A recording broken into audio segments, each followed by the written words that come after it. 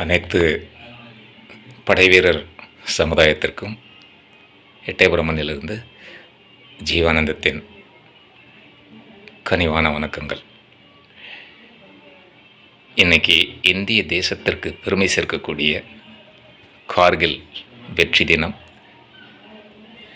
இராணுவ வீரர்களாகிய நாம் ஒருவருக்கொருவர் வாழ்த்துக்களை சொல்லி அந்த மகிழ்ச்சியான தருணத்தை பகிர்ந்து கொண்டிருக்கிறோம். அந்த அளவில் அனைத்து படைவீரர் சமுதாயத்திற்கும் என்னுடைய வாழ்த்துக்கள் மீண்டும் ஒரு முறை. இந்த வெற்றி தினத்தை படைவீரர்களாகிய நாம், முன்னாள் படைவீரராக இருந்தாலும் சரி, இந்நாள் பணியில் இருக்கக்கூடிய படைவீரர்களாக இருந்தாலும் சரி, இவர்கள்தான் ஒருவருக்கொருவர் வாழ்த்துக்களையும் அந்த நினைவுகளையும் பகிர்ந்து கொண்டு இருக்கிறமே ஒழிய இந்திய தேசத்தில் இருக்கின்ற மற்ற ஏனைய 140 கோடி மக்கள் என்று பெருமையோடு சொல்லிக்கின்ற அந்த மக்கள் கொண்டாடுகிறார்களா என்றால் அது சற்று ஐயமாகத்தான் இருக்கிறது. இதை பார்க்கிற போது எனக்கு ஒரு கருத்து தெளிவாக தெரிய வருகிறது. நாட்டிலே நாட்டுப்பற்று, தேசபக்தி, இது எல்லாமே பொதுமக்கள் மனசில் இருந்து, இல்லைன்னா அரசு ஆனாலும் சரி, அரசு இயந்திரமானாலும் சரி, இவங்க மனசில் இருந்து மெல்ல மெல்ல மெல்ல மெல்ல அந்த நாட்டுப்பற்று துடைத்துளியப்பட்டு கொண்டிருக்கிறது, துடைத்து எரியப்பட்டு கொண்டிருக்கிறது. மெல்ல மெல்ல மறந்துட்டு வர்றாங்க. அதுக்கு நான் உதாரணத்தோடு சொல்கிறேன். ஜூலை 26 அந்த வெற்றி தினம் ரொம்ப சாதாரணமாக கிடைக்கல. எத்தனை பலிதானங்கள்! நம்மெல்லாம் சுதந்திர போராட்டத்தை கண்ணில் பார்த்தது கிடையாது. ஆனால் இப்படிப்பட்ட போர்களை நம்ம கண்ணில் பார்த்துருக்குறோம். 65 யுத்தமாக இருக்கட்டும், 62 சைனா வாராக இருக்கட்டும், 71 வாராக இருக்கட்டும், இல்லை இப்போ நடந்த சமீபத்தில் நமக்கு கண் முன்ன நடந்த கார்கில் யுத்தமாக இருக்கட்டும், எத்தனை உயிர்கள் பலிதானமானது. ஆனால் அந்த பலிதானத்தை எதேச்சியாக கடந்து போகுதே இந்த சமுதாயம். தயவுசெய்து வீடியோவை கொஞ்சம் லேட்டாகும், ஸ்க்ரோல் பண்ணிடாதீங்க, ஸ்கிப் பண்ணிடாதீங்க. என்ன சொல்ல வரேன்னு கொஞ்சம் கேளுங்க. அப்போ இந்த நேரத்தில் இவ்வளவு உயிர்கள் பலிதானமாகி பலியிடப்பட்டு பல சகோதரர்கள் தன்னுடைய உடல் அங்கங்களை, கை கால்களை இழந்து மெயின்ஸில் கண்ணி வெடிகளுக்குள்ளே மாட்டி உயிர் பிழைத்து இன்றைக்கும் வாழ்ந்து கொண்டு இருக்கிறார்கள் என்றால் உண்மையிலேயே ஒரு ஹீரோ, நிஜ வாழ்வில் ஹீரோக்கள். அவர்களுக்கு மீண்டும் ஒரு முறை வணக்கங்கள்.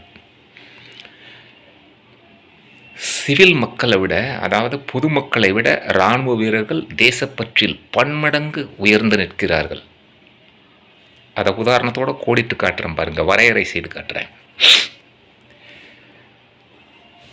ஒவ்வொரு ஜூலை 26க்கும் இந்த கார்கில் வெற்றி தினத்தை படைவீரர்கள் தான் ஒருவருக்கொருவர், படைவீரர்களாகிய நாம தான் ஒருவருக்கொருவர் வாழ்த்துக்களை சொல்லி மகிழ்ச்சியை பரிமாறிக்கிறோமே ஒழிய இதை எந்த அரசும் கண்டுக்கிறதில்ல. இந்த தினத்தை இல்லைன்னு சொன்னால் எந்த பொதுமக்களும் கொண்டாடுறது கிடையாது.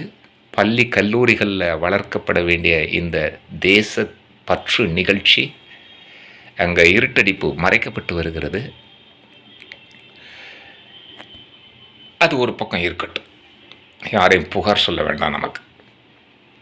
நான் சொல்ல வந்த கருத்து, பொதுமக்களை விட படைவீரர்கள் தேசப்பற்றில் உயர்ந்து நிற்கிறார்கள்.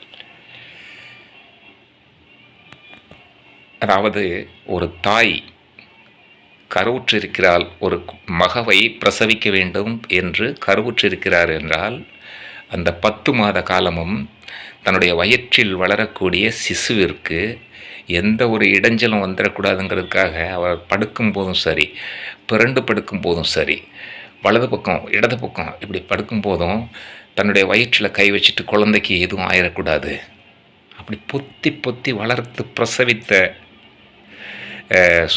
படை வீரர்கள் தான் இன்றைக்கி போரில் வெற்றியை தேடி கொடுத்துருக்குறாங்க.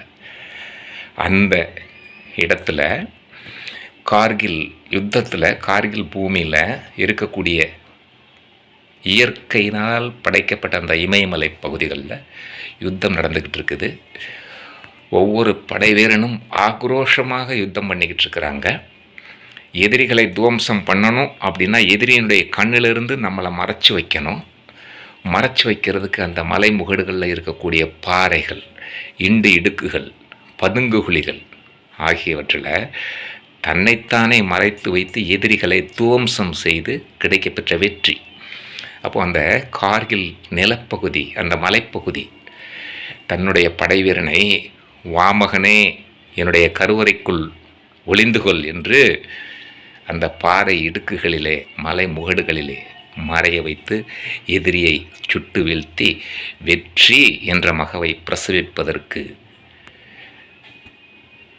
வகையாக இருந்த அந்த கார்கில் மண், அந்த போரிட்டார் பார்த்தீங்களா கார்கில்ல, அந்த வீரனுக்குத்தான் தெரியும் என்னுடைய உயிர் எப்படி பாதுகாக்கப்பட்டது.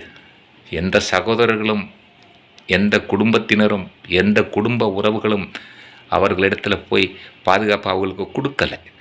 மாறாக அந்த மலைப்பகுதிகளில் அந்த மலையும் மலையில் இருக்கக்கூடிய பாறைகளும் தான் அந்த போர் புரிந்த வீரர்களின் உயிரை ஒரு தாயாக காத்து நின்றது. அதனால தான், அந்த காத்து நின்றதன் காரணத்தால் தான் இன்றைக்கு அவர்கள் உயிரோடு வாழ்ந்து கொண்டிருக்கிறார்கள். இப்போ எப்படி அந்த மண்ணை அவங்க மதிப்பாங்க? தாயினும் மேலாகத்தான் மதிப்பாங்க. அதனால தான் நான் சொல்கிறேன், வெளிமக்களை விட, சிவில் மக்களை விட இராணுவ வீரர்கள் மனசில் தான் தேசப்பற்று அதிகமாக ஓங்கி நிற்கிது. அப்படிப்பட்ட இராணுவ வீரர்களுக்கு இப்போ சமீபத்தில் உங்களுக்கு தெரியும், தமிழ்நாட்டில் கூட ஒரு புதிய அமைஞ்சிருக்கு. மரியாதைக்குரிய சி. ஜோசப் விஜய் சார் அவர்கள் தலைமையில் அரசு அமைஞ்சிருக்கு. இப்படிப்பட்ட இந்த இராணுவ வீரர்கள் முதலமைச்சரை பார்க்கறதுக்கு ஒரு தேதி கேட்குறாங்க. பாவம், முதலமைச்சர் மாண்புமிகு மரியாதைக்குரிய சி. ஜோசப் விஜய் சார் அவங்களுக்கு அந்த முன்னாள் படை வீரர்களோட கோரிக்கையை கூட பரிசீலிக்கிறதுக்கு நேரம் இல்லாமல் அவர் ஒரு பக்கம் அரசியலில் போராடிக்கிட்டு இருக்கிறார். எவ்வளோ பெரிய பூமி இது, எவ்வளோ பெரிய காரணம் இருந்தாலும் அந்த கார்கில் யுத்தத்தில் பங்கெடுத்து கொண்டு வாழ்ந்து கொண்டிருக்கிற என்னுடைய சகோதரர்களுக்கும் ஏனைய முன்னாள் படை வீரர் சகோதரர்களுக்கும் மீண்டும் ஒரு முறை எனது வாழ்த்துக்களும் வணக்கங்களும். நான் எட்டயபுரத்திலிருந்து ஜீவானந்தம். ஜெயஹிந்த்.